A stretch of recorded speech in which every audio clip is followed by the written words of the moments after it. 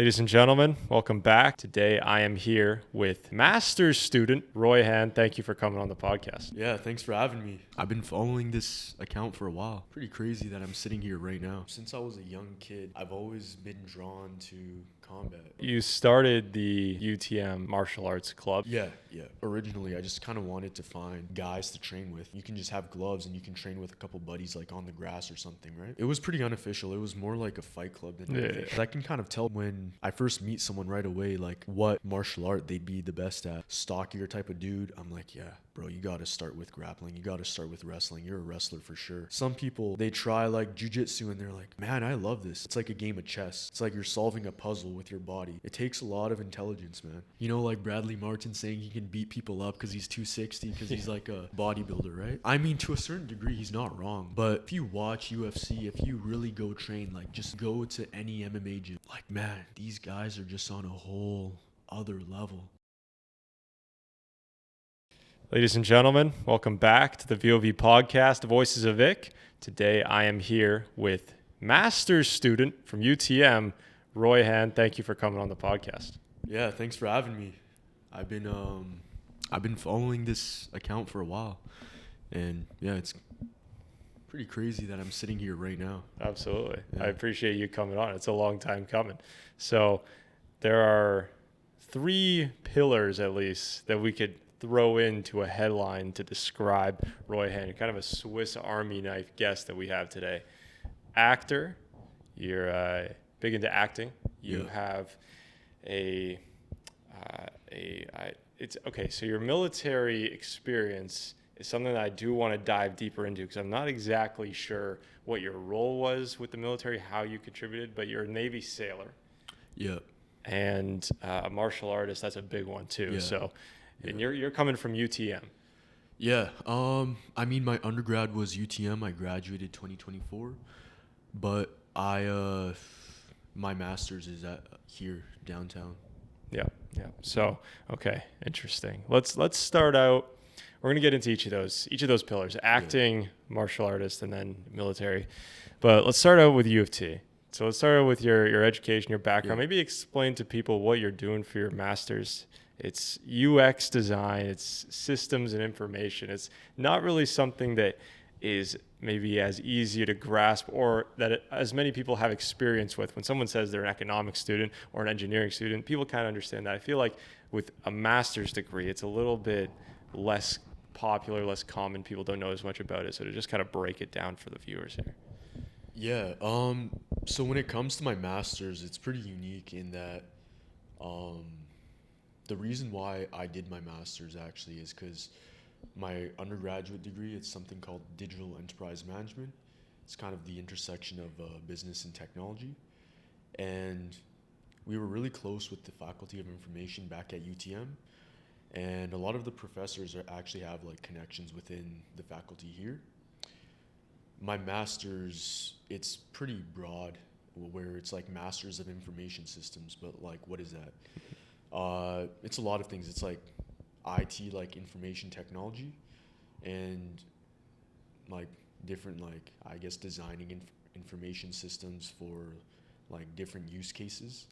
But just for my concentration is user experience design. Mm-hmm. So what that is it's designing anything that involves kind of like a human and user interface. So like human and technology, it could be designing medical devices.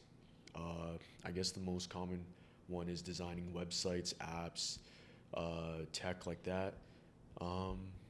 But it doesn't really stop there. It could be like designing the inside control panel of a car. It could be like VR headsets, kind of like interacting with the digital virtual space. Yeah, it's a lot of stuff, but just people and technology. That's sweet. Very interesting. So what started the interest there? Were you a math student in high school? Were you big into computers? Like what kind of piqued that curiosity to pursue that? So for me, I just kind of found it really interesting. For me, it was always actually like an interest of mine, like technology and stuff like that. Growing up, I always wanted to like design like different stuff. I'd say I was pretty artistic growing up, actually. I was really into like creative stuff. I was really into like just creating different worlds, different.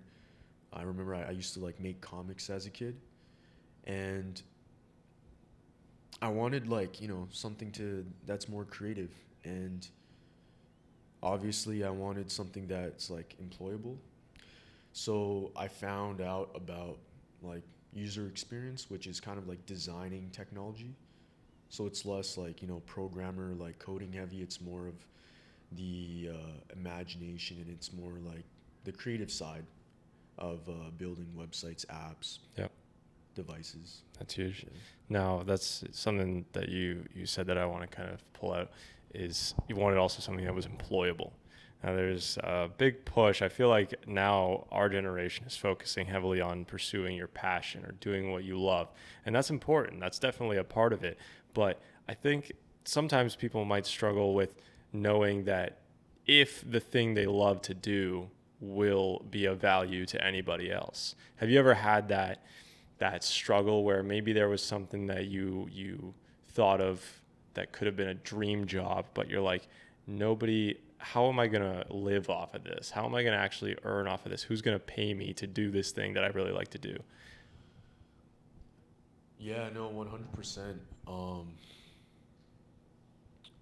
I mean, when it comes to like dream jobs, I feel like I've just had so many different interests as a kid. Yeah. Like, man, I've bounced around everywhere. I remember just growing up. One of the first dream jobs I had is I wanted to be a firefighter, Yeah.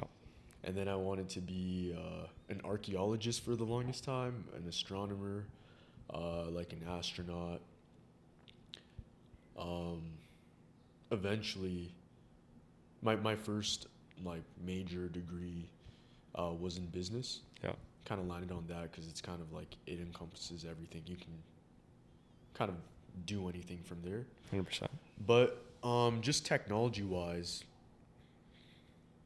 I don't know. I feel like just tech is one of those things where everyone just talks about like, hey man, that's the future. Mm-hmm. You do something related to tech, people are like, yeah, it's employable. It's like you're gonna get a good job. For sure. Like you're gonna build big things in the future. Yeah. Yeah, absolutely. No, my brother's the same. Bounce around from interest to interest. Yeah. He has a wide range of things that he likes to do. Some stuff is consistent for him, very few, but some stuff is consistent for you. I'd say martial arts is something that has been consistent or has, lasted the test of time, at least from what I read. You've been doing it for over 10 years. Is that right? Or just about 10 years? Yeah. I started martial arts actually when I was 7 years old. Oh, wow. But that was like Taekwondo, and it was just a couple of years. I kind of took it more seriously when I started Muay Thai at age 13. Yep. So yeah, it's just been about 10 years since I started Muay Thai. Mm-hmm. And yeah, I remember that was the first martial art that I kind of wanted to try on my own. Taekwondo was more like my dad putting me in when I was like 7 years old. But Muay Thai, man, it was a whole other like martial art. I don't know if you watch like UFC, kickboxing, Muay Thai, but it's a more like brutal martial art where Mm-hmm. they kind of focus on the practical aspects of combat.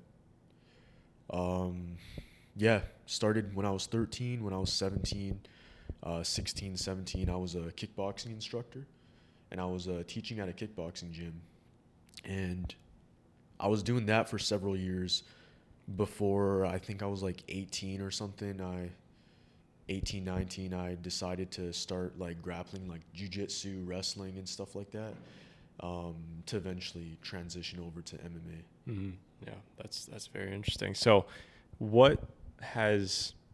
how have you personally changed from an experience like that? Because I feel like, especially for men, combat sports can really humble you if you had some thoughts going into it. Because every guy who's never trained martial arts in their lives thinks that they'd win a fight if they were angry enough, this kind of thing. But when you actually get in there, and this is coming from someone, I mean, I did 4 years of karate when I was a kid too, but it's probably similar to your Taekwondo experience. It wasn't necessarily, I mean, I took it seriously. But at the end of the day, I was how old? It was from maybe 12 to 16. So like, I don't know. It didn't last that long. I'm 21 now. I haven't been doing it for 5 years. So something, and it was karate. Karate is less combative than something like Muay Thai, I would think. Yeah, yes and no. There's actually a lot of variations of karate. There's a lot of maybe variations, not the right word. There's a lot of different karate styles. Yeah. Like for example, there's like Shotokan karate. But there is a form of karate where it's very combat heavy. Yeah. Where they allow like full contact strikes to the body. Mm-hmm. It's weird. It's a full contact to the body, no punches to the head, but you can kick to the head. Oh yeah. And a lot of UFC fighters actually they have a karate background. Oh yeah. Yeah. That's awesome. That's huge. Because when we did sparring, we would be exactly like you said, kicks to the head were allowed, but they weren't, like you said, not full contact, like taps. So you're allowed to kick, but like not follow through with the kick to the head. So that was allowed. Yeah, I think that's more like the type of karate you see in the Olympics, where it's like point based. Right. Yeah. So for you, from that, I guess starting from 13, why did you want to get back into it after doing Taekwondo, not being as interested, but then pursuing Muay Thai after that? Yeah, I think I don't know, but just since I was a young kid, I've always been drawn to like combat. I just can't explain it. Like since I was a little kid, I was like, I loved the idea of fighting. That's good. That's huge. I think that's healthy. I think that's good for a young boy. Yeah, it's weird, but I think it's good for a young boy. Yeah. I mean, I got into fights when I was in elementary school. Yeah. But do you know your record? Your playground record? No, man. I was like 10 years old. Probably lost some, won some, Yeah. But no, from a young age, I was like heavy into just combat, fighting, military stuff. I was heavily into like military stuff as a kid. And yeah, I was just drawn to that world, like MMA, martial arts, combat. My dad also watched the UFC since like the 2000s. That's awesome. So like since the early UFC. Yeah. It was brutal back then. Yeah.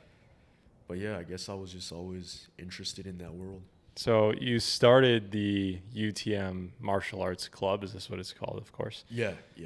Why? How did that begin and grow? Because that, I guess, kind of combines martial arts, key interest for you, and obviously an interest for other people because they join the club, with a bit of an entrepreneurial spirit, with a bit of, I want to start something new, I'm going to run it, I'm going to grow it, I need to get members. That's a whole different side.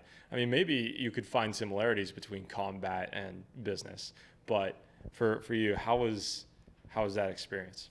What'd you learn from that? Yeah. No, it was actually pretty crazy how it came about. It wasn't just like a one-directional thing. Originally, it was actually called UFT Mixed Martial Arts. Mm-hmm. It was like more of a whole UFT thing. Yeah. But eventually we kind of found out, or I kind of found out, that I can't have it registered under St. George unless I'm a student at St. George. So that was a barrier. Yeah. But yeah, the idea formed because I was at UTM. It was my first year at UTM, and I was training at this gym called Battle Arts. It's in Mississauga.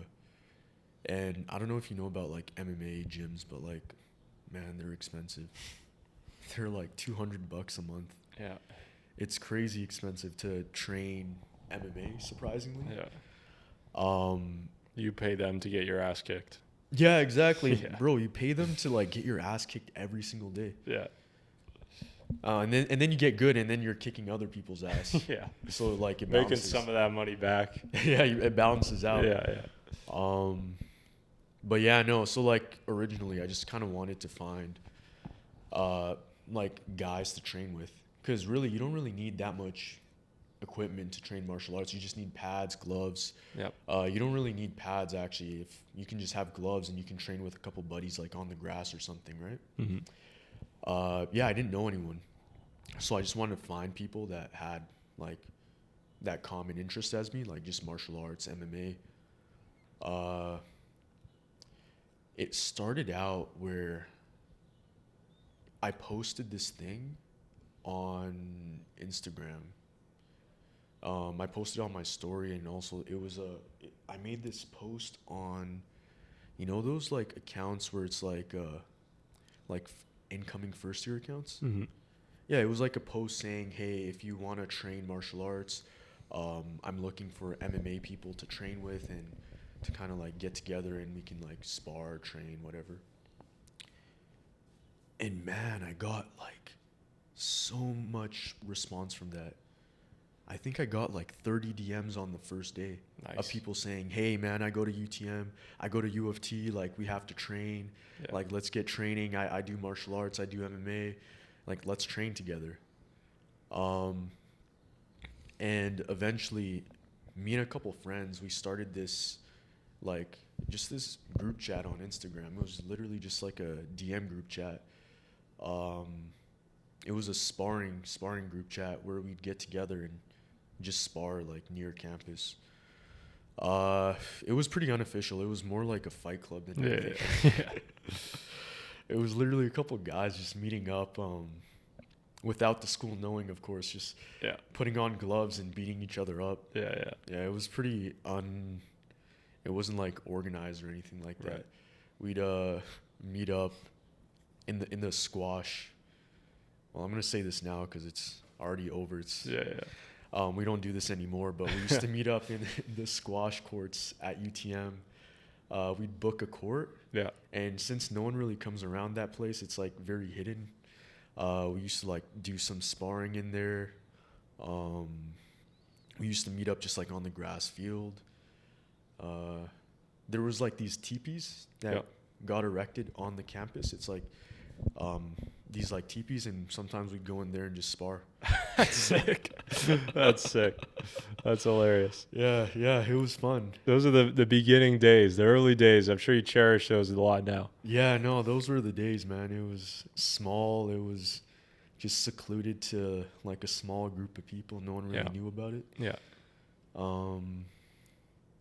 And then I decided, like, I was like, yeah, let's make this an official thing, because there was a lot of people who wanted to join, but obviously they were more beginners and they didn't want to like get punched in the face all the time. They wanted to just learn, right? So this was like over a year after like that like sparring thing started. So like after that unofficial fight club, like almost like a year later, I was like, all right, you know what? I'm just going to get this recognized. You know, let's make this an official thing. So first I got it recognized by the university itself. So I got it recognized by like the U of T, what are they called? The SOP, like whoever runs the SOP, like the university people. Yeah, I got it recognized there. It took a while. I think it took a while for them to accept it. But I kind of just brought all the guys that I was sparring with, I kind of brought them on to the team and made them like executives of the club, basically. And yeah, like we were able to book rooms. We were able to actually book like on-campus space. And we got some funding. We got $1,000 from the school. Wow. Yeah, it was like over 1,000. I think it was like 1,200. So okay, interesting. I want to ask about that too. Besides the funding that the club gets, obviously that's probably the main thing, but transitioning this fight club, this UTM fight club, into an official recognized University of Toronto club, what benefits came with that? And also, were there any drawbacks? Like when you think of it now, is the UTM Martial Arts Club better off as an officially recognized club, or did you think that, we were able to do some things with the fight club, now there are more restrictions perhaps, or you didn't feel that at all? Yeah. Definitely, since getting recognized, we had to follow, the university rules. Yeah. Uh, so we first got recognized by the university itself. A couple months later, we got recognized by the UTM student the student union. Yep. Yep. But first, like with the university, we were like literally booking out a classroom, and we'd push all the desks and chairs off to the side, and we'd do our training sessions in there. It was good at first. It was like we had a huge turnout. We had like 20, 30 people per training session. It was really good in the sense where we reached a wider like audience. Like we were able to bring in so many different people from so many different backgrounds, like martial art backgrounds, interests. We were able to reach people that obviously we wouldn't have been able to, because it was just like kind of like me and my buddies just, on the grass just punching each other. But for this one, we made it more like actual classes. So I'd teach like striking, kickboxing, stuff like that. I had some karate people. They'd teach like karate. But it was mainly me at first, just teaching kickboxing and boxing, just the stuff I knew. Yep. Yep. And it was really good because we could have a lot of people just join us, and we can actually like plan out like some bigger like events and meet really interesting people. Mm-hmm. I think the main thing was just meeting a lot of interesting people. Of course. Yeah. Of course. And especially for someone, I mean, I don't know about you, I wouldn't speak for you, but there are definitely people who don't put themselves out there, or perhaps aren't as social in certain settings. For at least like for me, when I look back at my university career, it's been the podcast, like how I've actually met new people, how have I talked to different people, how have I, grown my base of university connections outside of people I've done group projects with or first year friends, right? And it's been sports and the podcast. Those are really the main two. And those are both ventures that social interaction, or the act of socializing itself, isn't necessarily the primary objective. There are some people who just, I guess they're just more introverted. So when you have those opportunities like a sports team, you're not going out to socialize, you're going to play a sport, and you just get that extra benefit that other people are doing the same thing, and you get to interact with them as well. Especially with something like martial arts, where I feel like there's a certain mindset or a certain character that it takes for someone to participate in something like that, because obviously there's the idea of you're going to go through pain to make yourself better. You're going to obviously physical pain, but also some mental pain, I'm sure, to improve yourself. And it's more than socializing with just random students. You're actually getting to know people who at least share that in common with you, which I think is incredibly valuable.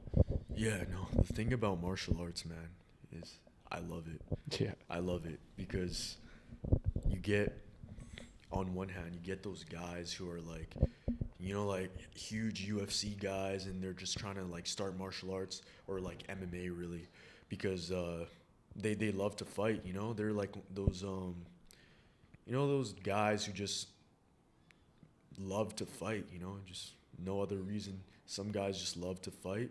Those like huge UFC guys, like they got that frat boy energy, they got that more like that vibe. Yeah. Can't really put it into words right now, but and then you get those especially with the martial arts club, you get like a lot of guys, a lot of people, like girls, who are more interested in like traditional martial arts. You get those people who are come from like a karate background, taekwondo background, maybe like kung fu or something, right? And they're like more in it for the art form. Like they just love martial arts for it could be the discipline, the fitness, the art form, or just for the love of the culture itself. Like martial arts comes with a lot of different cultures, and some people are drawn to that philosophy, culture. Yep, Absolutely.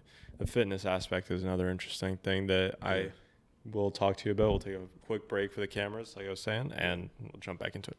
We are back from a short break. We were talking about martial arts. We were talking about the fitness benefits. I asked you off camera. Maybe this is also a good question to raise for the audience. I asked you, if I was trying to get into fighting sports, which style would be the best for me? You gave me a nice reason, a nice in-depth analysis for what I should consider. For the viewer at home, that you can't see them face to face, but what are some general guidelines that if you could give to someone would help them decide on a fighting sport if they're unsure, if there's all these options but they don't know which one to go with? Yeah, like as I was saying earlier, I'm really glad that you asked me that question because I get asked that question so often. And I love introducing people to the sport of MMA. Like I love bringing people on to combat sports, man. It's actually one of the reasons why I started the club. Yeah. I love bringing people on and putting them on this. But yeah, for just the viewer back home, for me personally, I think I have a special gift when it comes to like reading people, because I can kind of tell when I first meet someone right away, like what martial art they'd be the best at. Because some people, you just kind of see it. They're built like grapplers. Yeah. Like if they got that, like, you know, that stockier build, you know, they got a lot of muscle on them. They're like a stockier type of dude. I'm like, yeah, bro, you got to start with grappling. You got to start with wrestling. You're a wrestler for sure. Some people, I look at them and I'm like, you would love jiu-jitsu.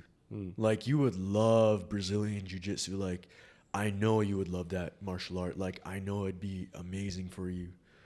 But other guys like yourself, if you're a tall, you know, like lankier dude, you got like long arms, because you're a taller dude, right? You got that reach advantage. You would be amazing at boxing, kickboxing, because that sport, like height matters for that sport. Yeah. That's why you got weight classes. So really for someone watching back home, it really depends on what your build is, like, or your interests, honestly. So I'd suggest, number one, you find a gym, and then you explore all the, actually explore these main four, like combat martial arts. Try wrestling, jiu-jitsu, kickboxing, and Muay Thai. And boxing too. But boxing kind of flows into kickboxing. When you try these, like, four main martial arts, try them for maybe like a month or two. Don't give up after the first week, because you're going to get like beat up after. Like the first 2 weeks, you're just going to get beat up. But try them for a month or two, and you'll kind of see what you're best at. Like it'll come naturally to you. Some people, they try like jiu-jitsu and they're like, man, I love this. Like, you know, it's like slick. It's like very, I think it's one of the more thinking martial arts. It's like a game of chess. Yep. It's like you're solving a puzzle with your body. Yep. And it's like very, it takes a lot of intelligence, man. That's why I'm not too good at jiu-jitsu, but no, like jiu-jitsu, it's very smart. Like you need to be very thinking in that martial art. Yeah. Some people love it. Some people love it. I'd say a lot of smarter guys, like a lot of tech guys. If you're a computer science guy, if you're a guy who loves chess, if you're a guy who's more like, I don't know, on more of like the smarter, geekier type guys, you would love jiu-jitsu. It's all about thinking. If you're more of like a strong dude, like you hit the gym, you're a power lifter, you bench a lot, you got more of that like stockier, more of that robust build, man, wrestling would be amazing for you, because you already got that strength advantage. Yep. You're already used to lifting heavy weights. Yep. If you're used to lifting heavy weights, lifting people is like the same thing, you know? Yeah, 100%. Oh, that's great advice. That's huge. This just popped into my head. The argument between the gym heads versus MMA. So like the fighting sports versus the guys that just pump weights. Man. And I don't know if you've seen this. This is not a trend anymore, but basically the Bradley Martins of the world. You know, I'm 260. I'd beat you in a fight. Talking to a guy who's MMA. I've seen that, man. What are your thoughts on that? Do you think that when it comes to the fitness side, there are obviously other other benefits, other positives to take away from fighting sports, from the gym, other than fitness, of course, everyone knows this. But comparing these two, do you think that if someone wanted to, let's talk about maybe become powerful, or what do you think are the key metrics? Like I'd say, like if someone wants to get powerful, should they really focus on hitting the gym? Should they focus on fighting sports? How are the two different? When you see a man who focuses 90% of his time at the gym versus 90% of his time fighting and training for a sport like that, how are those two people different? Honestly, man, that's ain't that the question? Because like Bradley Martin saying he can beat people up because he's 260 because he's like a bodybuilder, right? Yeah. I mean, to a certain degree, he's not wrong. Like, he'd beat up the average untrained dude. Yeah. But if you watch UFC, if you really go train, like, just go to any MMA gym. Just go in there, like, spar, Like, man, these guys are just on a whole other level. Like, the average, like, MMA fighter. Like, I'm not even talking about UFC. I'm talking, like, amateur MMA fighters. They are just on a whole other level. Like, from the average person. They're walking killers. Yeah. And for me personally, I wouldn't recommend the sport for everyone. It's definitely not for everyone. But I'd say everyone can train,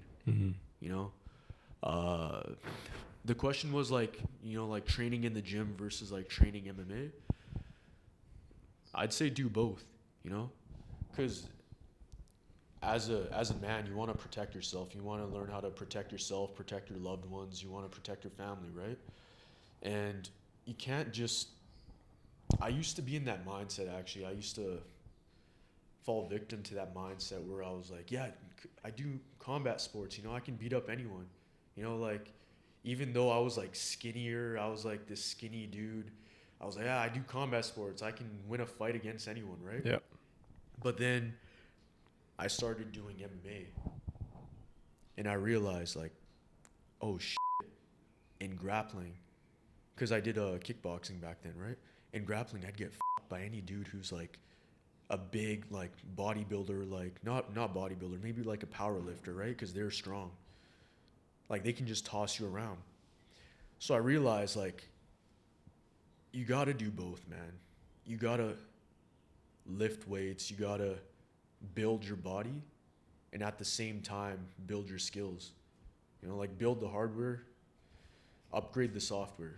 Yep. My coach used to say that. Like, martial arts is skills. It's all about like muscle memory, just thinking skills.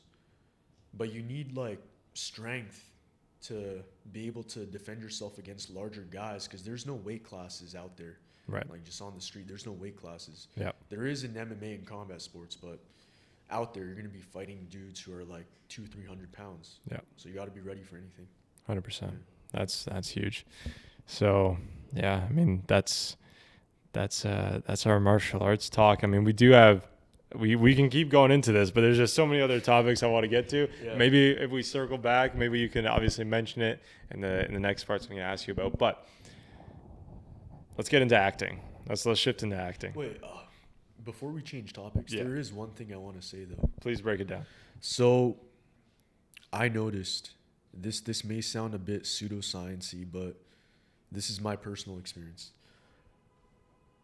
I noticed that back when I don't train as hard in martial arts, I find building muscle a lot slower, like progress in the gym to be a lot slower. Interesting. I find training hard, especially grappling, wrestling, martial arts, it goes hand in hand with the gym.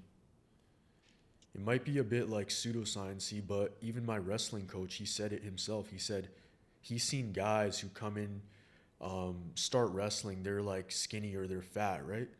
And then they start wrestling, and a couple months later, they're jacked, like Yeah. they're muscular, they're all like muscle without even trying to lift. Like they don't even lift, they just wrestle, and then they just become these muscular guys. Obviously, once you factor like strength and conditioning training in there, like the results are even greater.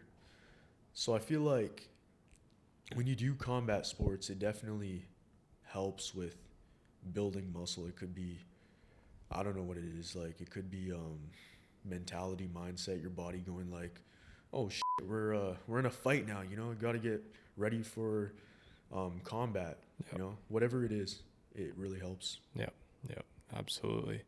Now, okay, so we are going to shift, but actually maybe this can tie into the military topic. So we'll maybe that's more of a natural shift. We can end with acting. Let's go to the military.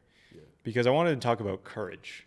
And there's obviously courage needed to take on a physical fight. I think there's courage needed to take on certain mental fights. Some people, I mean, even something as simple as a podcast, let's say someone has an unpopular opinion, something that truly they believe in. They're not saying it to, you know, rage bait or whatever, but it takes some courage to say something that people might not like. That's a mental battle. There's physical battles in the gym, in the fight gym.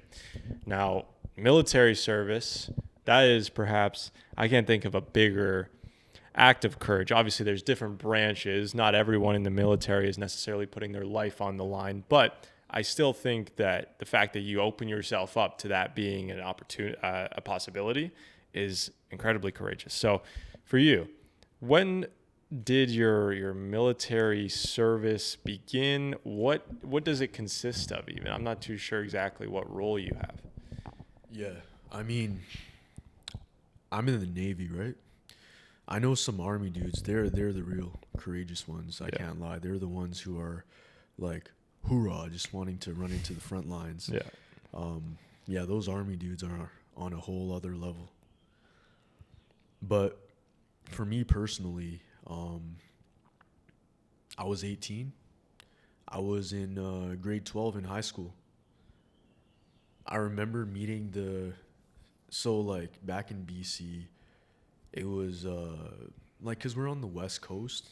There's a huge naval presence there, so there's a lot of like Navy recruiters just like coming into the high schools. Always like the presence is strong, man. But I remember meeting the recruiters for the first time. Actually, I was 16 when I first met the recruiters, but I waited till I was 18 to join. I just, I don't know. I got that idea in my head. I'm just, I'm just one of those people who, if you put a thought or idea in my head, I just can't let it go. Like, if I have an idea to do something or pursue something, I just can't stop thinking about it. It gnaws until at you. I really just pursue it. You know? Yeah. Yeah. So yeah, it was in my mind for a long time. It was like years coming, and I finally decided to join when I was 18. I went through the whole process, so it was a long process, man. It was there was medicals, there was the CFAT, which is like a mental aptitude test. There was the fitness test. There was interviews. There was a lot of like paperwork involved, a lot of documents. This was back during a time where the Canadian Armed Forces, their standards were higher. Unfortunately now, like because of like recruiting crisis, they've lowered the standard a lot. But back then I'd say it was relatively hard to join. What was the standard that you had to meet? I'm interested in that. The physical test, the mental aptitude test. Yeah. Like, if you kind of give us like a not too detailed, but like I'm interested. I'm curious. Like, I want to know what did that test consist of? What did you have to be to get in? Yeah. So the physical test for me was not that hard. It was pretty easy for me. The physical test. I'd say if you're just a like decently fit guy, you should pass it with flying colors. The mental test. So it's the like the mental aptitude test. It's more like a IQ test. I guess it's the military's version of an IQ exam. that one is more interesting because how well you do on that test determines on the jobs that you can apply for when you're in the military. Interesting. So everyone applies for a occupation when they first try to join. I applied to be an intelligence operator, so that's was my first um, like occupation that I applied for. I wanted to be like an intelligence officer, man, and you had to score. You have to score pretty high on the test to get that. If you score lower on the test, some like higher like officer occupations are closed to you. They might have changed that like as of recent years, but back when I first joined, that's how it was. And yeah, thankfully I scored in one of the top percentiles, so I had all trades, all occupations open to me. But I'd say one of the more stricter things they have is the medical. Passing your medicals was a whole other thing for me because back then they didn't let you join if you had any allergies. If you had asthma, you can't join. You can't join if you have um, any type of thing that they feel like prevents your service. Off the top of my head, just allergies and asthma and stuff like that. There's probably other things as well, but um, I got like I didn't pass my medical the first time, so that delayed my like enrollment significantly, and then COVID delayed it like another year or two because I had allergies. I remember the way to get around it is I just asked my doctor to write a note saying that I didn't have that allergy anymore. It was to shellfish, and the doctor just wrote a note saying, "Hey, my allergy's gone," and then I joined. Um, but yeah, man, it's that's the standard. It's they were pretty strict back then with medical and all of that. So okay, yeah, because now I don't even want to know what the standard is today. Yeah, I've heard enough BS from the state of the Canadian military today.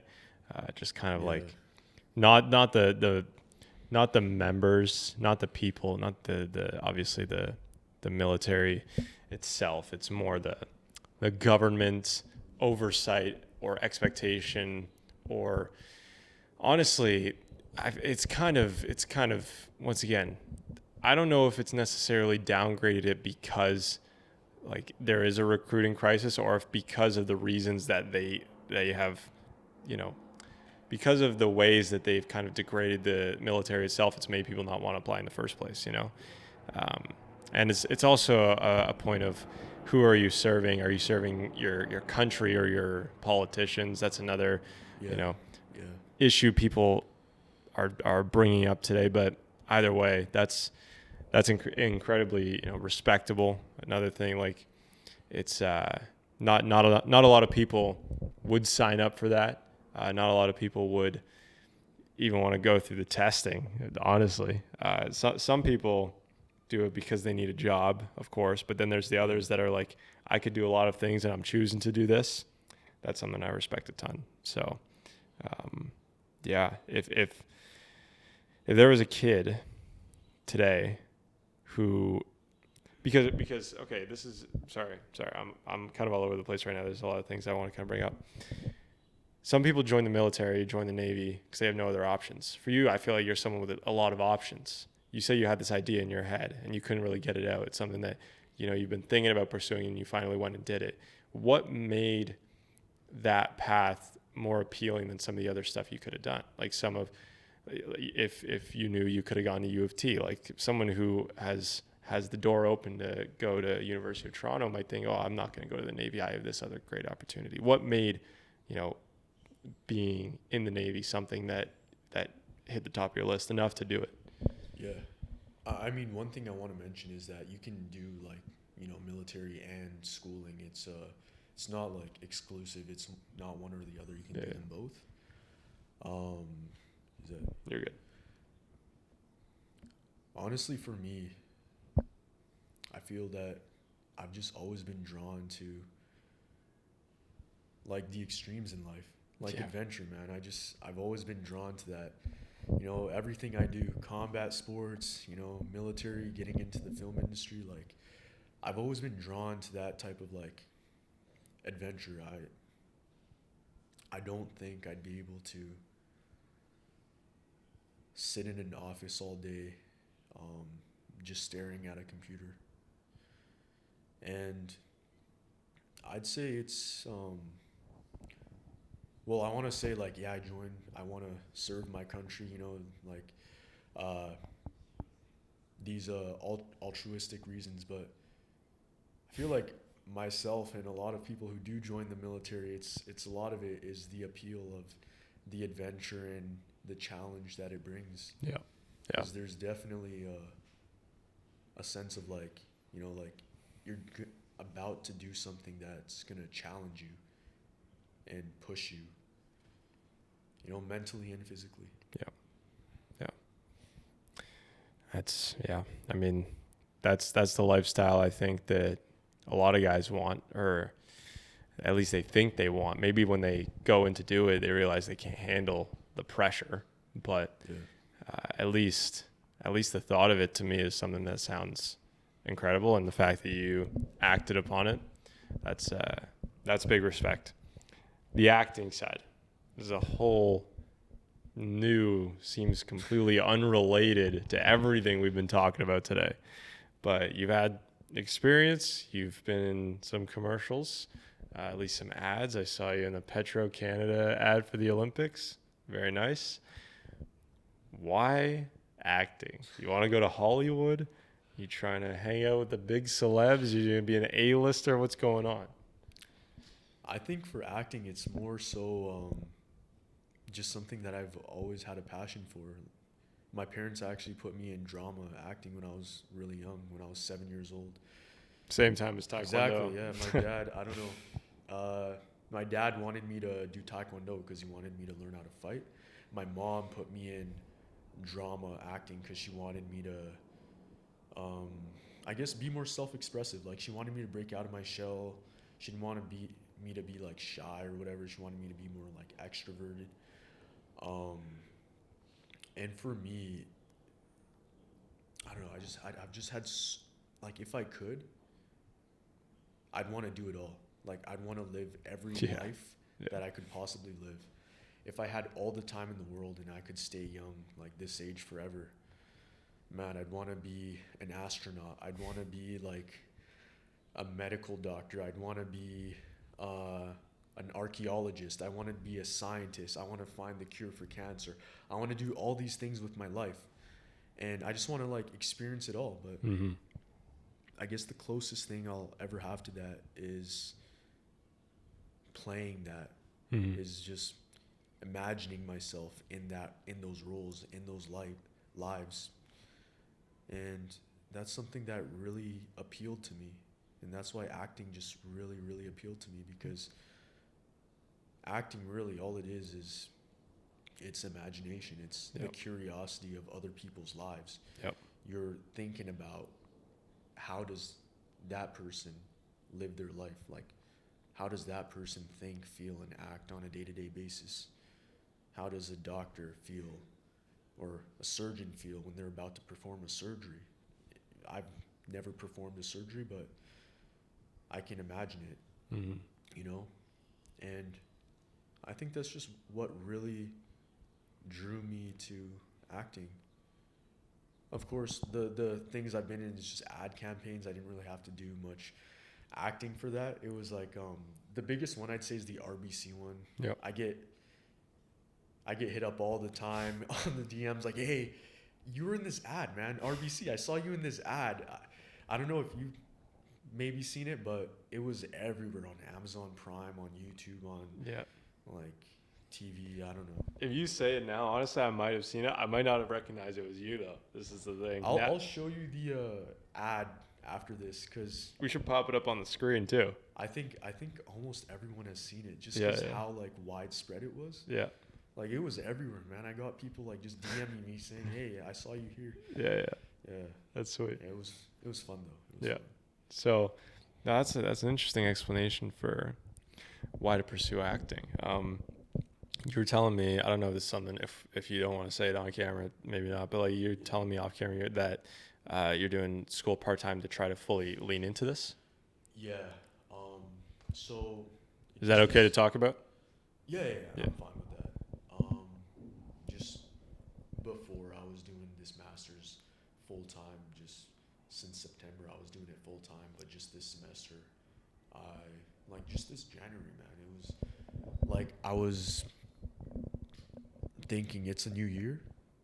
I wanted to, because I was going through kind of like this, like, I don't know, this quarter life crisis. I was like, what am I going to do for the rest of my life? Yeah.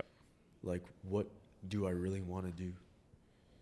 And I kind of had that feeling where it's like time is running out, where I was getting to that age where I'm like, I'm not going to be young forever. I'm not. And the future is just unpredictable, you know? Like, every day is a blessing. You don't know what's going to happen in a year or two from now. You don't know what's going to happen tomorrow. Mm-hmm. So I wanted to make that choice to go all in, you know, pursue something that I really love. So I, contacted my master's program. I asked them to kind of reduce my course load, kind of switch to part-time. I didn't want to give up on it fully because, I've put some time and energy into it, but I wanted to put all my time and energy into like this other thing that I'm pursuing, this other goal or like dream of mine of pursuing. And yeah, it's not just acting. I want to tell stories through film. I'm also like thinking about taking some film courses as well, because really the goal is to tell like stories through film. One of my greatest idols growing up, like a guy I really looked up to growing up, is Bruce Lee.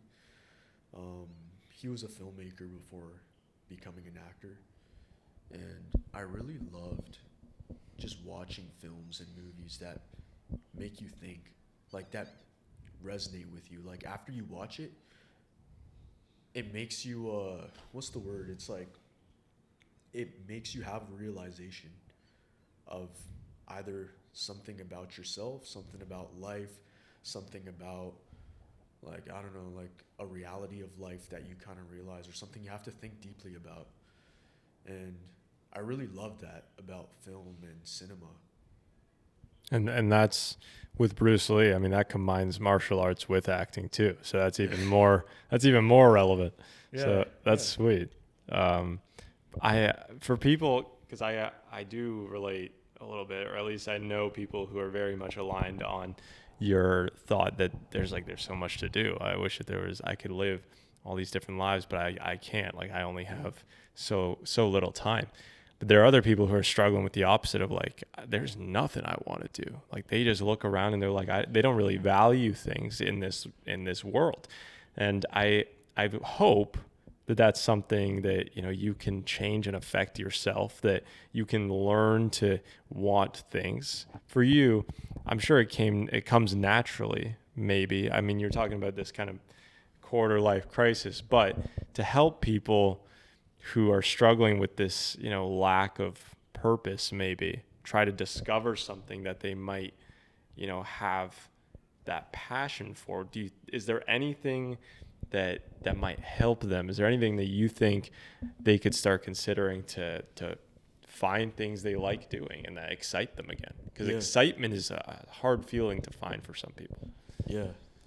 I mean, first off, I don't think it was more of a crisis, whereas I didn't think it was a crisis, more as it was me realizing that I was running out of time, and if I don't do this now, like I might never get the opportunity to. Maybe a revelation. Yeah, you're really only young, like, for so long, right? But no, for people who I feel are struggling to find that spark in their life and struggling to find what they truly care about and what they're passionate for, I feel it really comes down to just going internal. you know, just spending time alone, just away from distractions, obviously, away from like substances, away from any other type of like distractions or vices you might have, and just really asking yourself, if I were to, if I could only do one thing, and if I want to leave a lasting impression in this world, what would I want to be known for? You know, for me, I've always wanted to be a good role model for the next generation. I want to, you know, as corny as it sounds, I want to do good in the world. I want to, you know, tell stories that resonate with people. I want people to kind of, I want to tell stories that might not otherwise get told because there's no one else to kind of like tell those stories. And for some people, maybe their purpose or passion in life is a lot simpler than they might think, you know? It could be like as simple as, I love my family. I really want to care for my family. What's the best way to care for my family? It could be finding, like, I don't know, treatments for my family. You know, I want to be a doctor. That's something that's very common. I find people who want to go into the medical industry is they want to care and provide for loved ones. And obviously people in a way that they really, they weren't able to before entering that field. Mm-hmm. So, I don't know, for me, I feel that one of the biggest things to kind of finding what drives you in life is getting your life, personal life, right first. So it's like getting good habits, building yourself, because I feel like if you don't really know what to work on, you want to work on yourself, you know, hitting the gym, eating right. You want to feel good to really know what you want in life. So it's like eating clean, hitting the gym, and then getting right spiritually, you know. What you decide to believe in, you know, getting right spiritually, you know, practicing just being alone with yourself, with your thoughts. Meditation is a huge one. It's not for everyone, but I'd say if you could just, you know, going internal, meditation, just, yeah, spending time alone. And if something doesn't come to you, I'd be pretty surprised, but it just means that you just have to keep going through life. Maybe if it's just going with the flow, like that's your thing, you know? Mm-hmm. Yep, absolutely. And I think that's also an interesting reason for a lot of people's social media addictions. I mean, addictions in general. Social media, I'd say, is a big one today. That's kind of, people don't think about it as much because it's not nearly as detrimental as drugs or alcoholism or this kind of thing. But it's just an outlet, just as drugs and alcohol are, an outlet to kind of diffuse anxiety or to make it so that your brain is busy and occupied. And like you said, it helps people stay away from being alone and being with themselves and really getting into their thoughts. Someone who's incapable or doesn't want to or experiences intense pain just by sitting alone with themselves, that's a problem. But I'm sure it's a very common problem. Like, I'm not saying that it's like you gotta work on that, you gotta fix that. Like, obviously you do, yeah. But it's such a normal thing. I feel like is not something that maybe people develop. Like, I feel like that's just something that people need to grow out of or grow from. I don't think anyone's naturally very capable of being alone with their own thoughts. I think that's something that you actually have to work on. So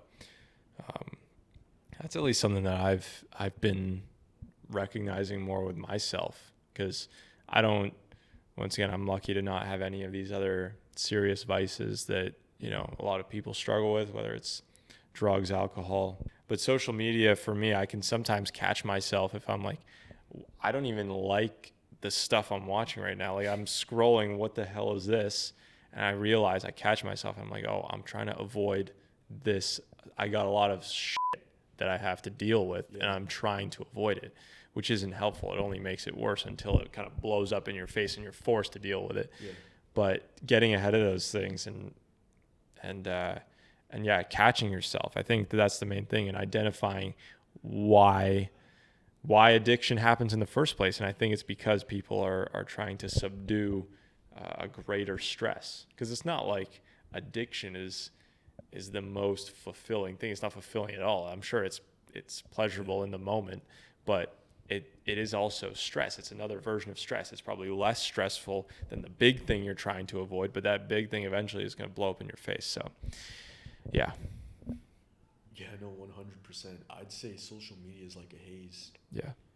I've actually had people say that, like I've known people who've struggled with like substance abuse, and they tell me that social media is more addictive than like the drugs that they were using. Jeez. And that just kind of shows you how difficult it is to,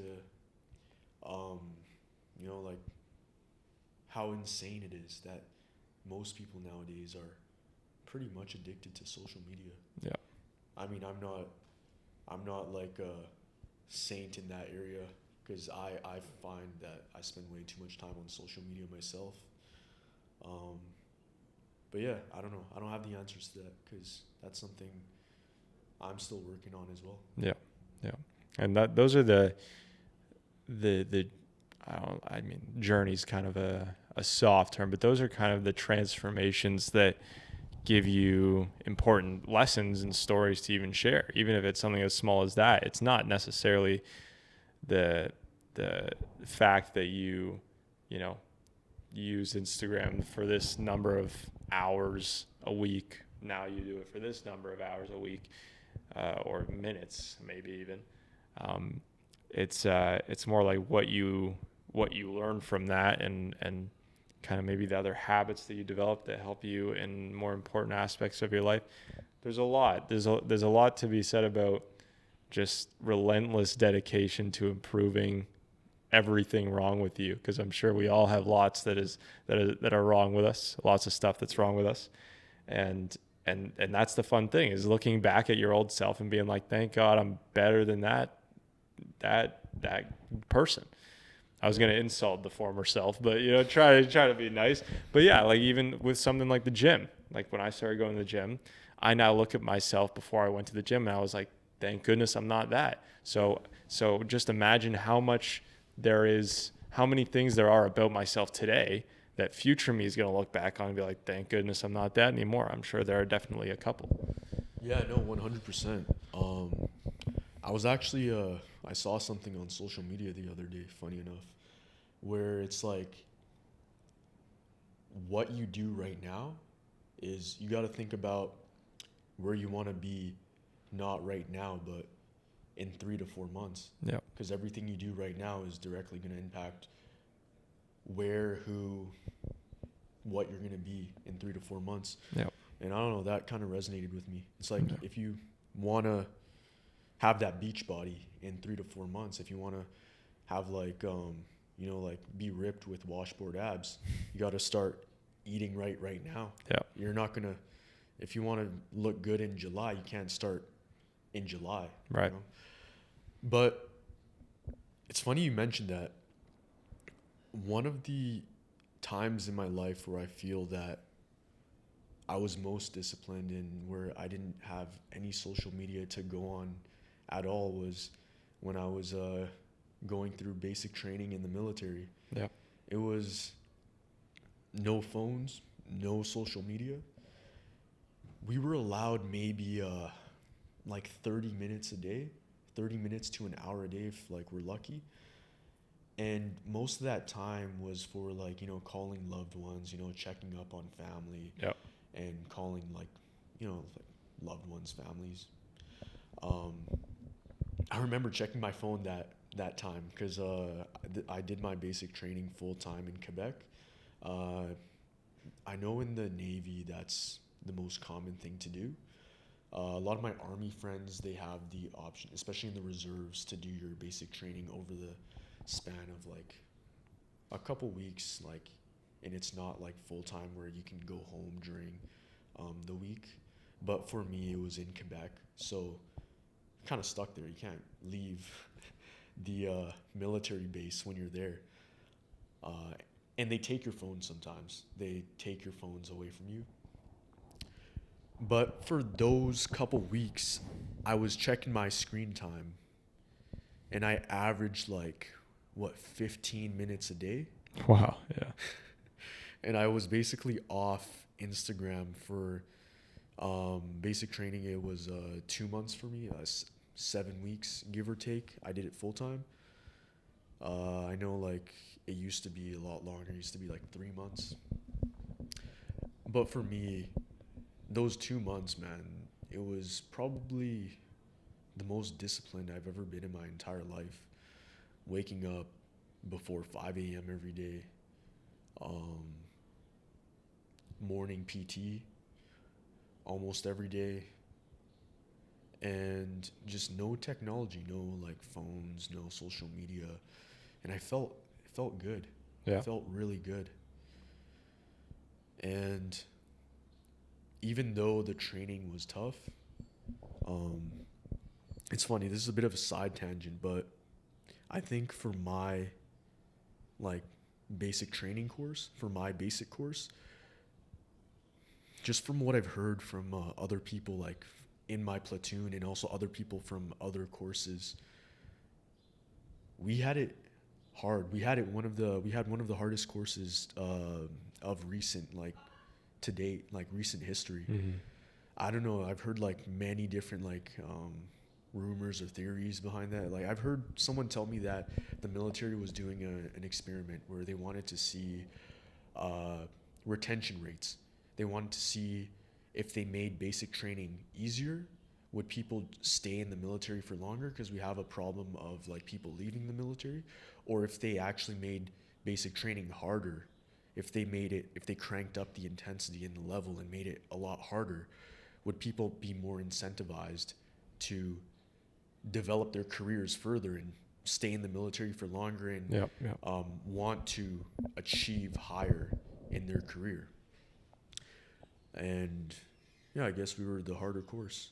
There you go. But it could have just been like a number of reasons, like the instructors just happened to be harder on us or whatever it was. But man, after leaving the course, like after leaving basic training, I thought that I'd be able to retain everything I learned there, you know, like waking up at the crack of dawn, staying off my phone, workouts every single morning at 5 a.m., just every single morning working out. But then, I don't know, life gets in the way. And I realized something. It's easy to be disciplined when you have a guy yelling in your face 24/7, like every morning to tell you to get the f*** up. Like, right. It's easy to be disciplined when you have a guy, like an instructor, yelling at you to get up at 4:55, 5 a.m. every single morning. Yeah. And it's a lot harder to do that yourself, you know, staying off your phone, being disciplined with your with whatever habit you want to develop. Yeah, I don't know. I just found that really interesting. Just after leaving the military, a lot of habits kind of slide back into your old habits unless you keep working on them. Yeah. So it's like an ongoing thing. Like if you don't keep working at the things you want to change, the habits that you want to build, you naturally just start sliding back into old habits. Yeah.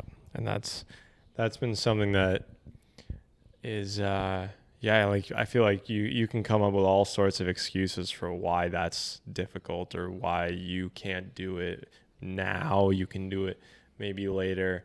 It's because I'm in this current state. Once I'm out of this state, I'll be able to develop these habits better. It's always possible right now. You're always the person that's kind of in your own way, and yeah, I think for me, something I've been telling myself is that graduating from U of T is going to, once again, school's done for me, and there's a whole brand new landscape of opportunity, of possibility for where I'm going to go with my life, what I'm going to do personally. And that excites me, because I think part of me, this is something I've also talked about. I don't know how you feel about this, but I've had some not so positive feelings towards like traditional education, institutional education, university, college, this kind of thing.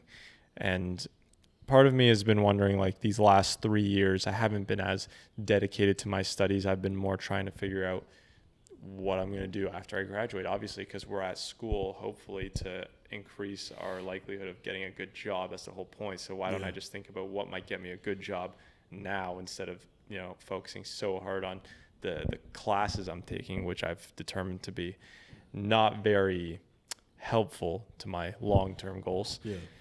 And I, like, part of me is like, oh man, I like, sometimes I question myself, like, should I have made more of my education, my studies these last 3 years? Like, I haven't been focusing so much on like school itself. I've been doing all these other things, but I realized that my last year of school was probably first year university. After that, I really kind of, I couldn't commit to doing something that I knew at the time was not, in the long-term plan. It wasn't going to help me, past university itself.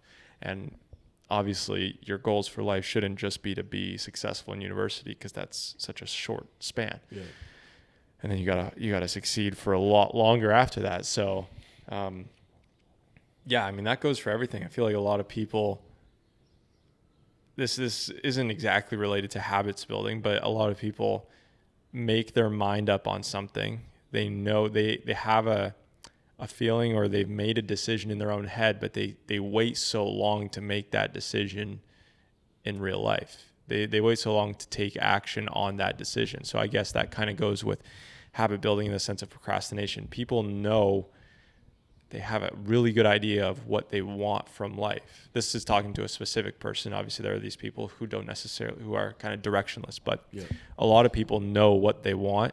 A lot of people have a vision for themselves, and they just delay getting that started, or they delay making a certain hard decision. And I think that this was something I heard this from Alex Hormozy. He was talking about a good way to measure your willpower is the amount of time it takes for your mind and your body to make a decision. So your mind comes up with a decision first. How long does it take for you to actually move and do the thing that your mind told yourself is going to do? That's really interesting. Yeah. So I really like that.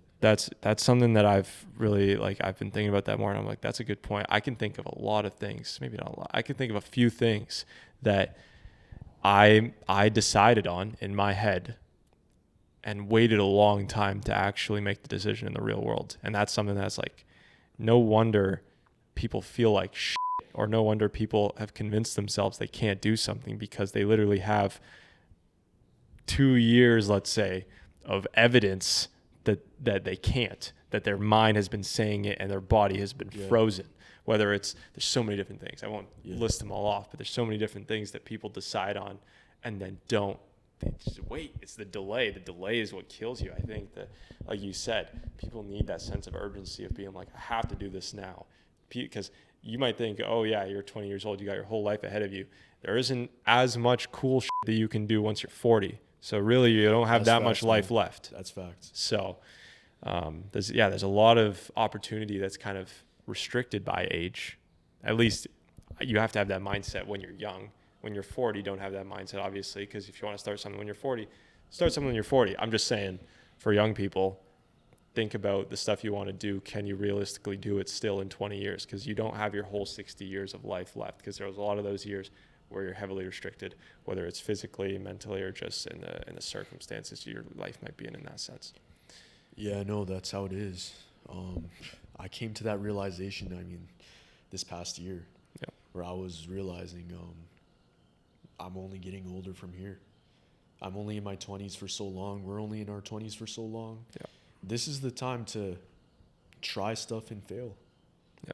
Like, I know this advice is all over the internet. I'm not the one to say this, but like, really, when you're in your 20s, the risk to reward ratio is just like, there's so much less risk than when you're 30, 40. You might have a family by then. You might have, like, you know, a long-term relationship that you have to think about. When you're in your 20s, it's just, you can do a lot more stuff. You can travel, you can explore, you can try things and fail. In a couple years, you'll still be in your 20s, and you can still, like, start fresh if you have to. So I think that's the beauty of life. You know, I feel not every day is guaranteed. Time, man, this is one thing that I've been coming to realize, just especially of recent, is time is just so limited. Yep. Just, we have so much less time than we realize, and just the future, like time just keeps marching on, and the future is just never guaranteed. We just don't know what's going to happen tomorrow. So right now I'm trying to live every day like it's a gift, you know. Every single day is, you know, like, truly a gift. The future's not guaranteed. You don't know what's going to happen in a week from now. You don't know what's going to happen in a year from now. Like, I don't even know what's going to happen tomorrow. Yeah. You know, today is a gift, so I want to live every day like that, like it's a gift, you know. 100%. Thank you for doing this. Thanks for having me, man. I appreciate it. Fantastic episode. You said there's more stuff that we could have gone into in terms of martial arts, the military. Got to stay in touch. If you're down for a part 2 in a year, we can do that. 2026. Yeah, no, 100%. You know, Absolutely. like, you're probably going to be at a very different stage in your life by then. For sure.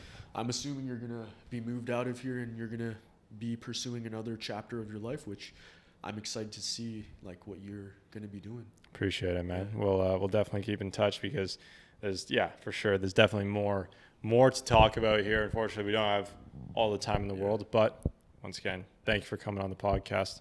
Ladies and gentlemen, like the episode. It was great insight, honestly, from your unique perspective, which I thought was very valuable. And you can follow us on Instagram @Voices of Vic. We will see you next Sunday. Peace out.